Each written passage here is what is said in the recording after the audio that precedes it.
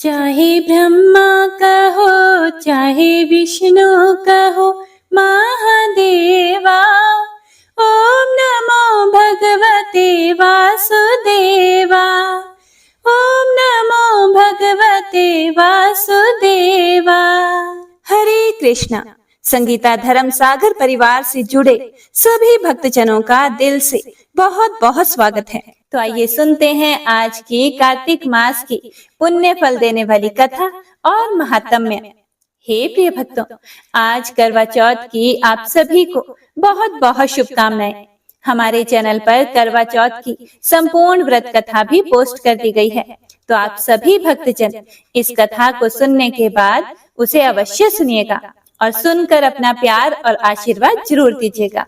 तो आइए शुरू करते हैं आज की महात्म्य कथा, जिसकी शुरुआत आज करेंगे कार्तिक मास में किए जाने वाले तारा भोजन की बहुत ही सुंदर और पौराणिक कथा से। पौराणिक कथा के अनुसार किसी नगर में एक साहूकार अपने परिवार के साथ रहा करता था। साहूकार के एक बेटा बहू थे। बहू का नाम था तारा। साहूकार की बहू तारा कार्तिक मास में एक ही समय भोजन किया करती थी, क्योंकि वह कार्तिक स्नान किया करती थी, कार्तिक मास की पूजा करती थी और तुलसी पूजन किया करती थी। शाम को जब तक कोई उसके मुंह से कार्तिक मास की कथा नहीं सुन लेता था, तब तक वह भोजन ही नहीं करती थी। एक दिन उसने अपनी सास को कहानी सुनने को कहा, तो उसकी सास ने यह कहकर मना कर दिया कि मुझे अभी पूजा करनी है। अब बहू ने अपनी जेठानी से कहा कि आप मेरी कहानी सुन लीजिए। जेठानी ने भी मना करते हुए कहा कि मुझे तो अभी खाना बनाना है। अब बहू ने अपनी देवरानी से कहानी सुनने को कहा, तो उसने भी बहाना बना दिया कि बच्चों को देखना है। अब बहू ने अपनी ननंद को कहानी सुनने के लिए कहा, तो उसने भी मना कर दिया और कह दिया कि मेरे ससुराल से मेरा बुलावा आ गया है, इसीलिए मुझे जाने की तैयारियां करनी है। अब बहू अपने पति के पास गई कि आप ही मेरी कहानी सुन लीजिए।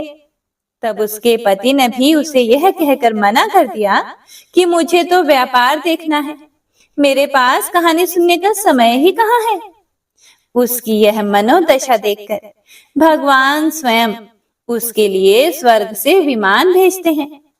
स्वर्ग से विमान आया देखकर उसकी सास भी भागकर जाने के लिए आती है, लेकिन बहू यह कहकर मना कर देती है कि आपको तो पूजा करनी है। अब जेठानी आती है, तो जेठानी को भी बहू कहती है कि आप कैसे चलोगी, आपको तो अभी खाना बनाना है। अब देवरानी भी आती है, तो उसको भी वह यह कहकर मना कर देती है कि आप अपने बच्चों का ख्याल रखो। इन सब के बाद ननंद भी भागी भागी आती है और कहती है कि मुझे भी चलना है। तब बहू ने कहा कि तुम्हें तो ससुराल जाने की तैयारी करनी है, इसीलिए तुम अपनी तैयारियां करो। अपने आंगन में विमान देखकर बहू का पति भी आता है और उससे कहता है कि मैं चलता हूँ तुम्हारे साथ। लेकिन बहू कहती है तुम्हें तो अभी कारोबार संभालना है, उसे संभालो। और आखिरकार पड़ोसन भी आती है। वो कहती है कि बहन मैं तुम्हारे साथ चलूं। तब बहू कहती है कि हाँ, तुम मेरे साथ चलो, क्योंकि एक तुम ही तो हो जिसने कार्तिक के पूरे महीने मेरी कहानी सुनी है। अब दोनों विमान में बैठकर स्वर्ग जाने लगते हैं। तभी रास्ते में ही बहू को घमंड हो जाता है कि मैंने कार्तिक के पूरे महीने व्रत किया और कहानी कही, इसीलिए मुझे स्वर्ग का वास मिल रहा है। लेकिन मेरे पड़ोसन ने तो केवल कहानी ही सुनी है, व्रत तो किया ही नहीं, लेकिन मेरी वजह से इसे भी स्वर्ग का वास मिल रहा है। इस प्रकार विमान में बैठी बैठी बहू मन ही मन यह सोचते सोचते जा रही थी कि अचानक भगवान ने वहीं से उसे विमान से नीचे फेंक दिया। उसने पूछा कि हे भगवान, मेरा अपराध तो बता दीजिए, आपने मुझे नीचे क्यों फेंका? तब भगवान कहते हैं कि तुझे अभिमान हो गया था कि तूने कार्तिक मास का पूजन किया, व्रत कथा कही है, इसीलिए अब तू धरती पर रह और तू आने वाले 3 साल तक, जब तक तारा भोजन व्रत करेगी तभी तुझे स्वर्ग की प्राप्ति होगी। ऐसा कहकर भगवान विमान सहित अंतर ध्यान हो गए। इस प्रकार जो भी भक्त कार्तिक मास में अगर सभी नियमों का पालन ना कर पाए, कार्तिक स्नान ना कर पाए, केवल कार्तिक मास की सभी कथाएं सुन ले, तो उसे भी अंत समय में मोक्ष की प्राप्ति होती है और भगवान श्री हरि का आशीर्वाद उन सब पर सदैव बना रहता है।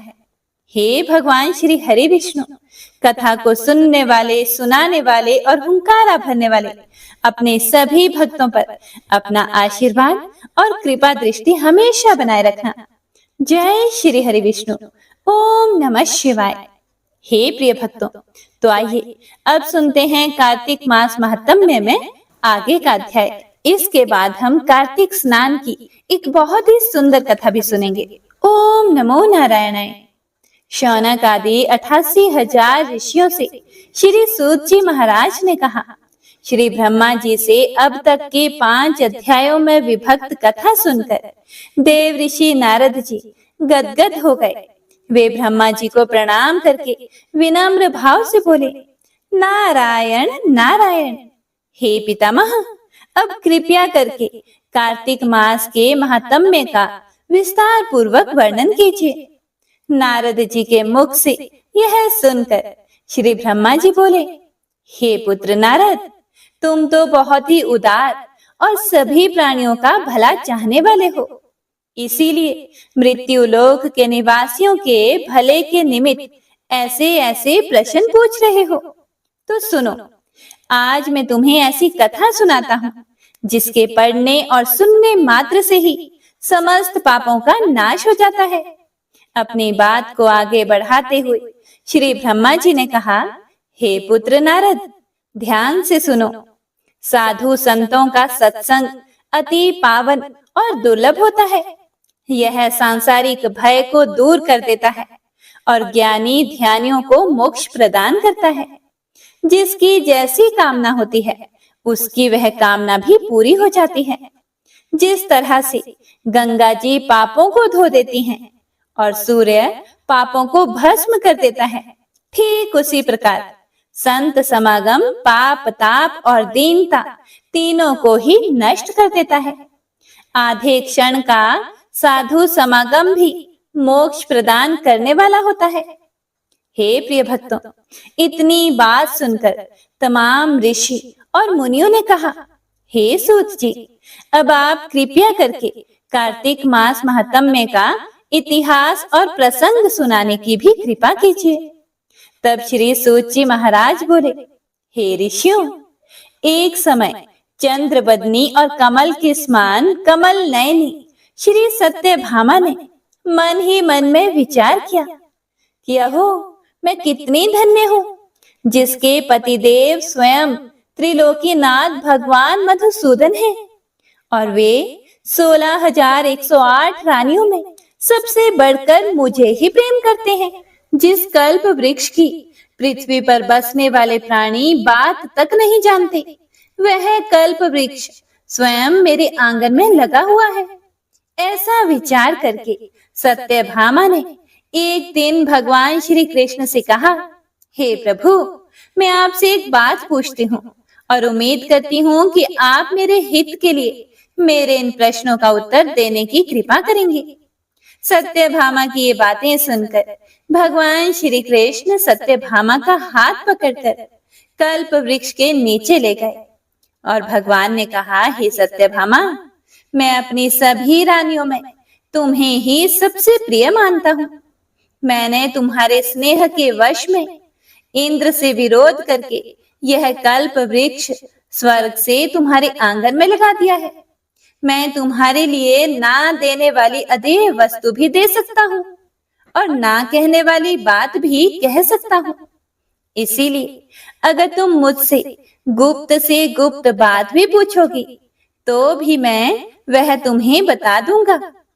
भगवान श्री कृष्ण की बात सुनकर सत्यभामा गदगद होकर बोली, हे स्वामी, अगर आप मुझसे इतने प्रसन्न हैं तो मुझे यह भी बताने की कृपा कीजिए कि मैंने पूर्व जन्म में ऐसा क्या शुभ कार्य किया था जिससे मुझे आपकी अर्धांगिनी बनने का सौभाग्य प्राप्त हुआ है और आपके साथ गरुड़ पर बैठकर ब्रह्मलोक और इंद्रलोक में आने जाने का सुअवसर भी मुझे मिल गया है।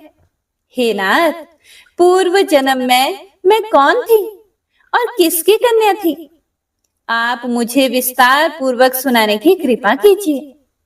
सत्यभामा की यह बात सुनकर भगवान श्री कृष्ण मुस्कुराते हुए बोले, हे सत्यभामा, मैं तुम्हें समस्त वृत्तांत विस्तार पूर्वक सुनाता हूँ। तुम ध्यान से सुनो। हे प्रिय भक्तों, अब भगवान श्री कृष्ण सत्यभामा को उनके पूर्व जन्म की कथा सुना रहे हैं।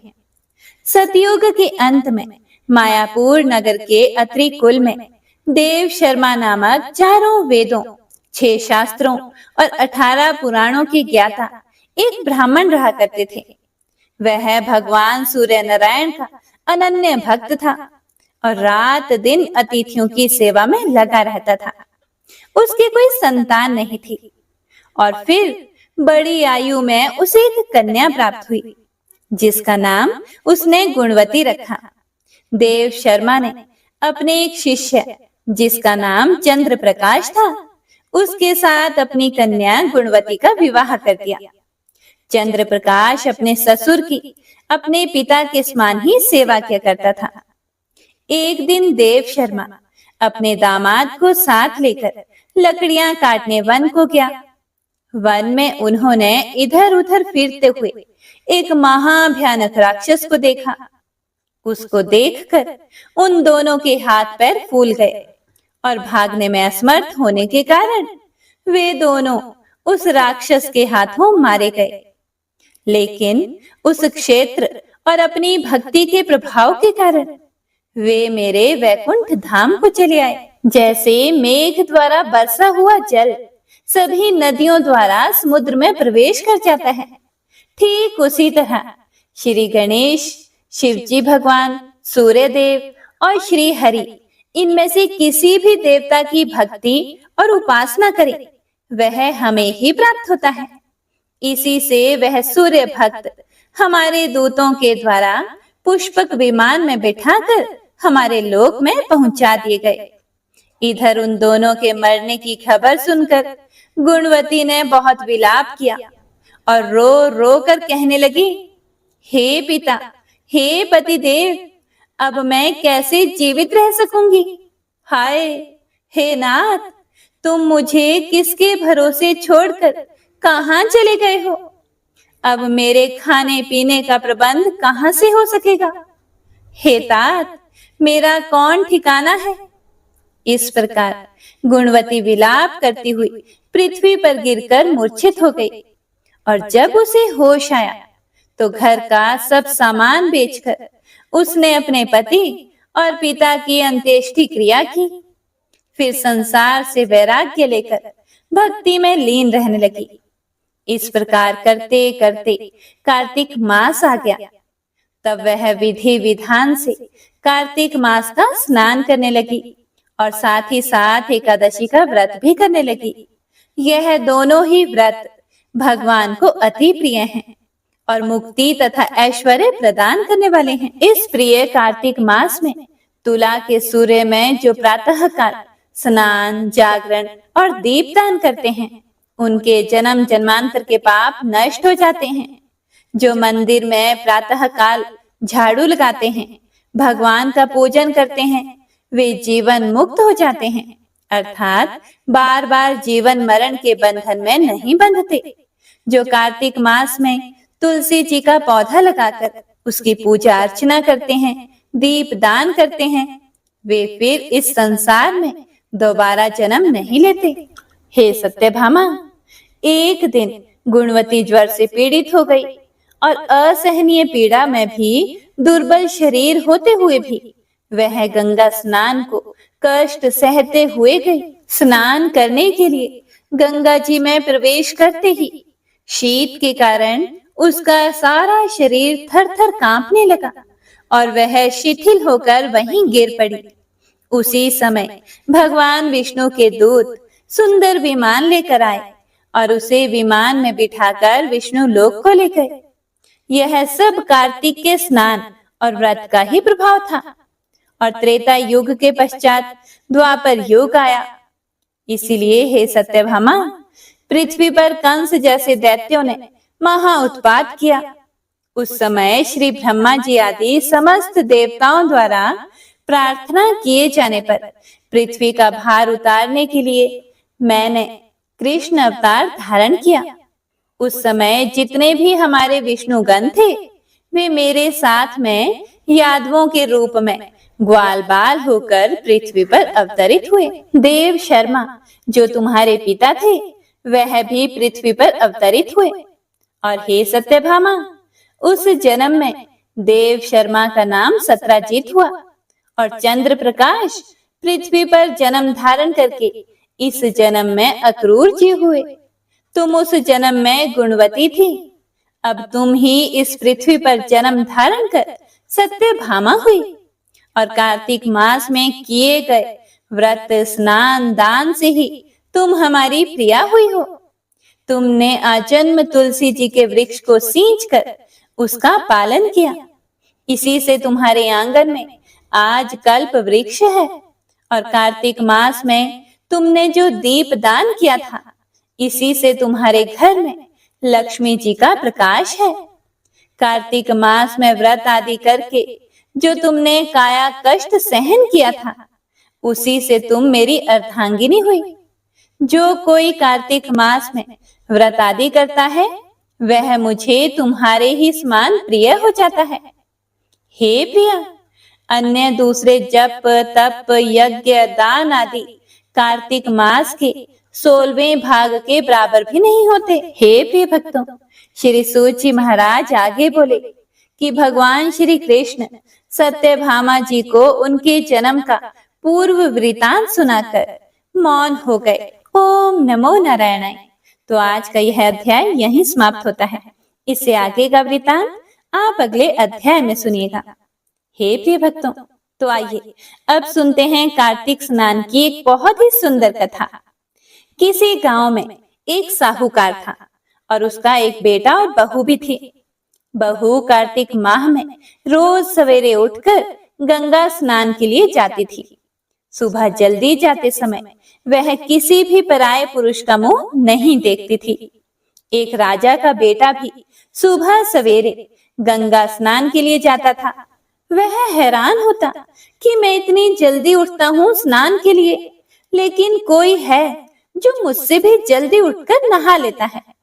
कार्तिक माह के 5 दिन बचे हुए थे कि एक दिन साहूकार की बहू तो स्नान करके वापस जा रही थी और उस समय राजा का बेटा स्नान के लिए आ रहा था।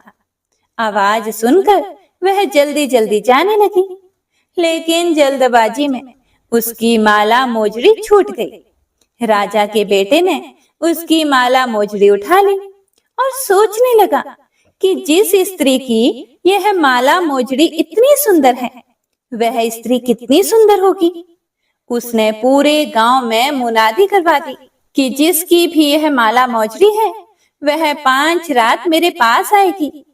साहूकार के बेटे की बहू ने कहलवा दिया कि मैं 5 रात आऊंगी, लेकिन किसी को साग भरने बैठा देना। राजा के बेटे ने एक तोते को पिंजरे में बंद करके गंगा किनारे पेड़ पर टांग दिया। बहू सुबह के समय आई, पहली पेड़ी पर पैर रखा और बोली, हे कार्तिक के ठाकुर राई दामोदर, पांचों पांडु छठे नारायण भीकम राजा, उस पापी को नींद आ जाए। राजा के बेटे को नींद आ गई। बहू नहा धोकर चलने लगी तो तोते से बोली, सुवा सुवा तेरे गल डालूंगी हीरा, मेरी साग भरियो वीरा। सुवा बोला कि कोई वीर भी साग भरता है क्या? वह फिर बोली, सुवा सुवा सुबह तेरे पग घालूंगी नेवर, साग भरियो मेरे देवर। सुवा ने कहा, ठीक है भाभी, मैं तेरी साग रखूंगा। वह तो कहकर चली गई। राजा का बेटा हड़बड़ा कर उठा और सुवा से पूछा कि सुवा सुवा वह आई थी कैसी थी वो? सुवा बोला, आभा की सी बिजली, होली की सी झल, केला की सी कामिनी और गुलाब का सा रंग। अगले दिन राजा के बेटे ने सोचा कि आज मैं अपनी अंगुली में चीरा लगाऊंगा, इससे मुझे नींद नहीं आएगी। अगले दिन राजकुमार अपनी उंगली चीर कर लेट गया। वह आई और भगवान से उसी तरह प्रार्थना करने लगी और राजकुमार को फिर नींद आ गई। वह स्नान करके फिर से वापस चली गई। सुबह राजकुमार ने तोते से फिर पूछा तो उसने वही सारी बातें दोहरा दी। अब राजकुमार बोला कि मैं आज रात में आंखों में मिर्ची डालकर बैठूंगा। रात में वह मिर्ची डालकर बैठ गया। बहू फिर से आई और प्रार्थना की, जिससे उसे फिर से नींद आ गई। राजकुमार ने तोते से बहू के आने की बात पूछी। उसने फिर बता दी। राजकुमार अब फिर सोचने लगा कि आज मैं बिना बिस्तर के ही बैठूंगा, और वह रात को बिना बिस्तर के ही बैठ गया। जब वह स्नान करने आई तो उसने फिर से भगवान से प्रार्थना की और राजकुमार को नींद आ गई। जब वह नहा कर जाने लगी तो आंख बंद करके चली गई। राजकुमार जब उठा तो वह जा चुकी थी। राजकुमार फिर सोच में पड़ गया और सोचने लगा कि आज मैं अंगीठी जलाकर बैठूंगा, जिससे नींद नहीं आएगी। फिर वह रात को अंगीठी रख कर बैठ गया। साहूकार की बहू आई और वह भगवान से प्रार्थना करने लगी कि आपने 4 रातें तो निकाल ली, अब यह रात और निकाल दो। भगवान ने उसकी बात रख ली और राजकुमार को नींद आ गई। जब वह नहा कर जाने लगी तो तोते से बोली कि इस पापी को कह देना कि यह 5 रातें पूरी हो चुकी हैं, वह मेरे मोतियों की माला मेरे घर भिजवा दे। सुबह राजकुमार की आंख खुली तो उसने तोते से पूछा कि क्या वह आई थी? तो तोते ने कहा कि हाँ, वह आई थी और उसने अपनी माला मंगवाई है। यह सुनकर राजकुमार सोचने लगा कि वह तो सच्ची थी, तभी तो भगवान ने भी उसका सत रखा। कुछ समय के बाद राजकुमार को कोढ़ हो गया। राजा ने ब्राह्मण को बुलाकर पूछा कि मेरे बेटे का शरीर क्यों जल रहा है। ब्राह्मण ने विस्तार से सारी बात राजा को बताई कि इसने क्या किया था। ब्राह्मण ने कहा कि इसने पतिव्रता स्त्री पर बुरी नजर डाली थी, इसीलिए यह इस रोग से पीड़ित हुआ है। राजा ने इसके ठीक होने का उपाय पूछा तो ब्राह्मण ने कहा कि यह उस साहूकार की बहू को धर्म की बहन बनाए और रोज उसके नहाए हुए जल से यह स्नान करे, तब यह ठीक हो सकता है। राजा साहूकार की बहू की माला लेकर साहूकार के घर गया और उनसे बोला कि यह माला आपकी पुत्र वधू की है, इसे ले लें और आपकी बहू के नहाए हुए जल से मेरे बेटे को नहला दें। साहूकार बोला कि वह तो किसी पराये पुरुष का मुंह तक नहीं देखती, आप उसे इस नाली पर बिठा दीजिए। जब वह ऊपर नहाएगी तब नीचे इस नाली के पानी से आपका पुत्र नहा लेगा। राजकुमार ने ऐसा ही किया और कुछ समय के बाद उसका शरीर चंदन सा हो गया। हे पंच भिक्षु देवता, जैसे आपने साहूकार की पुत्र वधू का सत रखा, वैसे ही सभी का रखना। तो सभी प्रेम से बोलिए जय श्री हरि विष्णु। आइए अब सुनते हैं श्री तुलसी चालीसा। श्री तुलसी महारानी करो विनय सिर नाए, जो मम हो संकट विकट दीजे मात नशाए। नमो नमो तुलसी महारानी, महिमा मिट ना जाए बखानी। दियो विष्णु तुमको सन्माना, जग में छायो सुयश महाना। विष्णु प्रिया जय जयति भवानी, तिहु लोक की हो सुख खानी। भगवत पूजा कर जो कोई, बिना तुम्हारे सफल न होई। जिन घर तब नहीं होए निवासा, उस पर करी विष्णु नहीं वासा। करे सदा जो तब नित सुमिरन, ते ही के काज होए सब पूरन। कार्तिक मास महात्म तुम्हारा, ताको जानत सब संसारा। तब पूजन जो करे कुंवारी, पावे सुंदर वर सुकुमारी। कर जो पूजन नित प्रति नारी, सुख संपत्ति से होए सुखारी। वृद्धा नारी करे जो पूजन, मिले भक्ति होवे पुलकित मन। श्रद्धा से पूजे जो कोई, भवनिधि से तर जावे सोई। कथा भागवत यज्ञ करावे, तुम बिन नहीं सफलता पावे। छायो तब प्रताप जग भारी, ध्यावत तुम ही सकल चित धारी। तुम ही मात यंत्रन तंत्रन में, सकल काज सिद्धि हो वीक्षण में। औषधि रूप आप हो माता, सब जग में तब यश विख्याता। देव ऋषि मुनियों तपधारी, करत सदा तब जय जयकारी। वेद पुराणन तब यश गाया, महिमा गम पार नहीं पाया। नमो नमो जय जय सुख कारणी, नमो नमो जय दुख निवारणी। नमो नमो सुख संपत्ति देनी, नमो नमो अघ काटन छेनी। नमो नमो भक्तन दुख हरणी, नमो नमो दुष्टन मद छेनी। नमो नमो भव पार उतारणी, नमो नमो परलोक सुधारणी। नमो नमो निज भक्त उबारणी, नमो नमो जन काज संवारणी। नमो नमो जय कुमति नशावनी, नमो नमो सुख उपजावनी। जयति जयति जय तुलसी माई, ध्याऊं तुमको शेष नवाई। निज जन जानी मोहि अपनाओ, बिगड़े कारज आप बनाओ। करो विनय मैं मात तुम्हारी, पूर्ण आशा करहूँ हमारी। शरण चरण कर जोरी मनाऊं, निश दिन तेरे ही गुण गाऊं। कहूँ मात यह अब मोह पर दाया, निर्मल होए सकल मम काया। मंगू मात यह वर दीजे, सकल मनोरथ पूर्ण कीजे। जनु नहीं कुछ नेम आचारा, क्षमहु मात अपराध हमारा। 12 मास करे जो पूजा, तासम जग में और न दूजा। प्रथम ही गंगा जल मंगवावे, फिर सुंदर स्नान करावे।